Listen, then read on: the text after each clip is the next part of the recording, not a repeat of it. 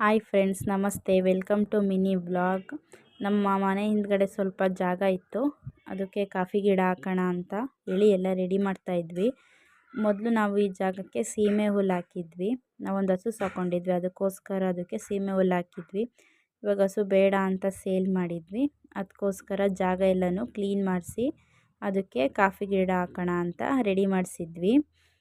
Coffee ಗಿಡ ಹಾಕೋಕ್ಕಿಂತ ಮೊದಲು ಅಮ್ಮ ಕಾಫಿ ಗಿಡಕ್ಕೆ ಒಂದು ಕಾಫಿ ಗಿಡ ನೆಟ್ಟು ಅದಕ್ಕೆ ಪೂಜೆ ಮಾಡಿ ಆಮೇಲೆ ಕೆಲಸ ಸ್ಟಾರ್ಟ್ ಮಾಡಿದ್ರೆ ಒಳ್ಳೆಯದಾಗುತ್ತೆ ಅಂತ ಹೇಳಿ ಮೊದಲು ಪೂಜೆ ಮಾಡಿದರು. ಒಂದು ಕಾಫಿ ಗಿಡ ನೆಟ್ಟು ಪೂಜೆ ಮಾಡಿ ಆಮೇಲೆ ಕೆಲಸ ಎಲ್ಲ ಸ್ಟಾರ್ಟ್ ಮಾಡಿದ್ವಿ.